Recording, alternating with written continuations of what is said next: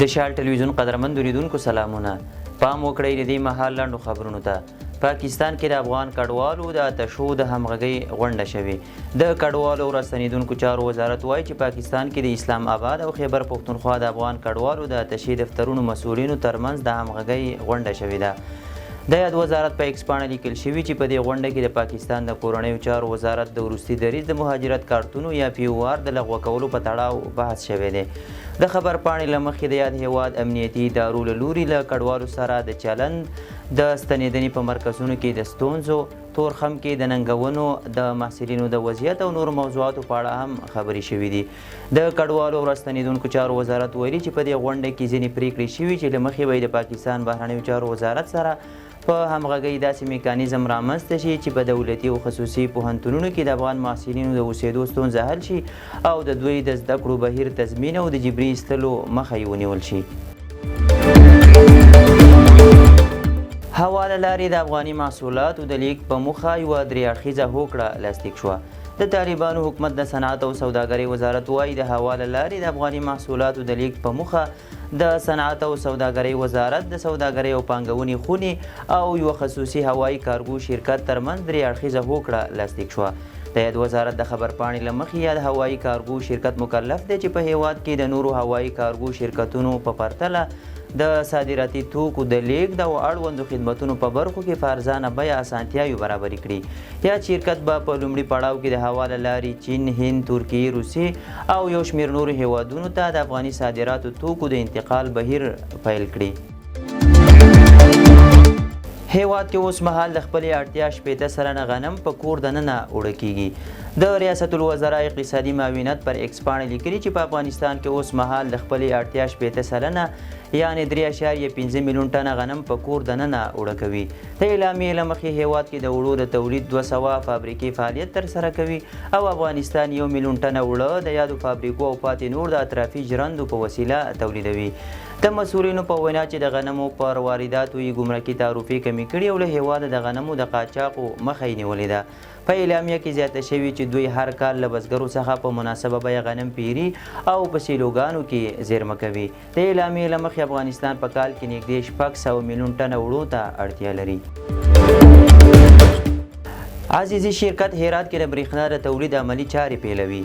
د عزیزي شرکت او اوبو انرژۍ وزارت پلاویو د برېښنا تولید پروژې د چارو پیل په موخه هرات ته سفر کړی او د یاد ولایت له والي مولانا اسلام جار سره یې کتلي دي.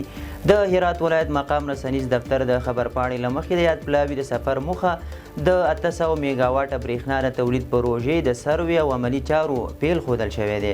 دغه راز د هرات والي د عزیزي شرکت پانګونه او مرستې ستایلي او ټینګار یې کړی چې د سترو ملي پروژو د پلي کولو لپاره به ورسره هر راز همکاري کوي. د عزیزي بنسټ مشر او پانګوال میرویس عزیزي څو اونۍ وړاندې هیواد کې د 10 میلیارډ ډالرو په ارزښت د 10,000 میګاواټه برېښنا د تولید اعلان کړی. له کندهار څخه سعودي عربستان او اماراتو ته د انځرو صادرات پیل شول.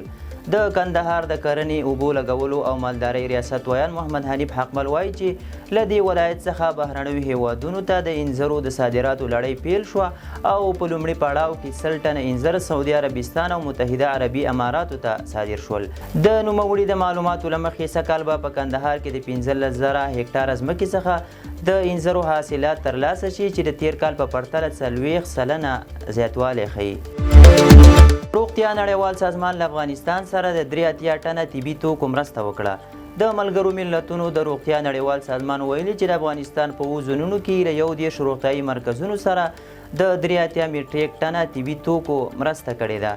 دغه طبي توکي د اروپایي ټولنې د بشري مرستو ادارې او نورو تمویلونکو په ملاتړ چمتو شوي دي. یاد سازمان وایي دغه مرسته به د راتلونکو 3 میاشتو لپاره د شاوخوا 100,000 بستر ناروغانو د جراحۍ په درملنه کې مرسته وکړي. د افغانستان لپاره د روغتیا نړیوال سازمان مشر ډاکټر ایډوین سینیزا وایي چې دغه توکي د بیړنیو خدماتو لپاره ژوند ژغورونکي دي او د هغو سیمو لپاره حیاتي ارزښت لري چې لاسرسی ورته ستونزمن دی. د خوړو نړیوال سازمان راتلونکو 6 میاشتو کې افغانستان کې د خوراکي مرستو لپاره د 549 میلیون ډالرو غوښتنه کړې ده. افغانستان کې د خوړو نړیوال پروګرام مشر جان ایلیف ویلي چې وچکالۍ د بشري مرستو کمښت او له ایران او پاکستان د څه باندې 1.5 میلیون افغانانو جبري ستنېدنې د خوارځواکۍ حالت لا پسې خراب کړی دی. هغه زیاته کړې چې ښایي په ژمي کې له 10 څخه تر 15 میلیون کسان خوراکي مرستو ته اړتیا ولري او اوسمهال دوی هیڅ بودیجه نه لري او دې حالت ته رسېدنه نشي کولی. نوموړي ویلي د راتلونکو شپږو میاشتو لپاره 539 میلیون ډالرو ته اړتیا ده، خو د 2015 کال له پیل راهیسې تر اوسه یې یوازې 155 میلیونه ډالر ترلاسه کړي دي. په داسې حال کې چې تیر کال 580 میلیون ډالر او په 2022 کال کې شاوخوا 1.8 میلیارډ ډالر مرسته ترلاسه شوې وه. نوموړي په نړیوالو غږ کړی چې د افغان بېوزله وګړو لاسنیوي لپاره هر اړخیزه مرسته چمتو کړي.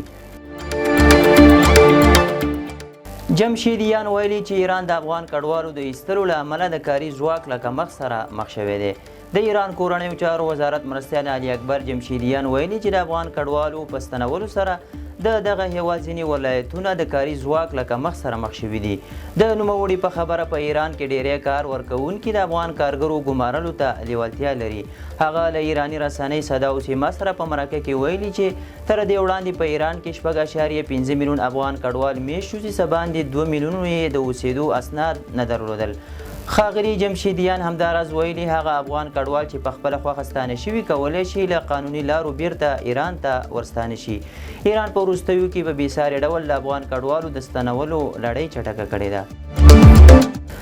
د اسرائیل پوځ مشر د غزې نیولو پلان تصویب کړ. د راپورونو له مخې د اسرائیلو د پوځ مشر ایال زمیر د غزې ښار د نیولو پلان تصویب کړ چې راتلونکې اونۍ به یې د دغه هیواد دفاع وزیر هم منظور کړي. په دغه پلان کې 2 اونیو کې له غزې د فلسطیني وګړو جبري ویستل شامل دي او له هغې وروسته به په تدریجي ډول د غزې د نیولو پوځي عملیات پیل شي.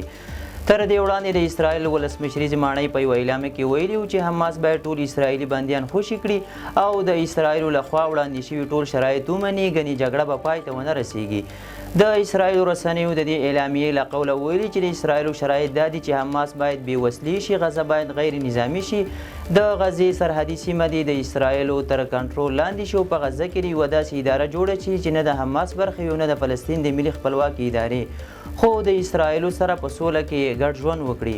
بلخوا له دغه پلان سره حماس او د فلسطین ادارې مخالفت ښودلی دی. زرګونه اسرائیلیانو غزه کې د جګړې پراخېدو د مخنیوي غوښتنه کړې. زرګونه اسرائیلیانو په تل ابیب کې د یو لاریون په ترڅ کې د جګړې د پراخېدو د مخنیوي غوښتنه کړې ده. د اسرائیل ټایمز ورځپاڼې د راپور له مخې له 300,000 څخه ډېر اسرائیلیان په تل ابیب کې راټول شوي او د جګړې د پراخېدو پر ضد غونډه کې برخه اخیستې ده. د یرغمل شویو او ورکې شویو کسانو د کورنیو ټولنې هم د پولیسو د اټکل له مخې اعلان وکړ چې د یکشنبې په ماښام له 220,000 څخه ډېر کسان د یرغمل شویو کسانو په میدان او شاوخوا سړکونو کې راټول شوي او د جګړې د پراخېدو په تړاو د اسرائیل د دولت په پریکړې اعتراض کړی دی. بلخوا رویټرز خبري اژانس راپور ورکړی چې د اسرائیل پوځ دې ته چمتووالی نیسي چې د غزې شمالي سیمه تخلیه کړي چې ښایي د جګړې اوږدېدو لامل شي. د شال ټلویزیون قدرمنو لیدونکو دا او د دې مهال لنډ او مهم خبرونه تر بیا ښه وخت.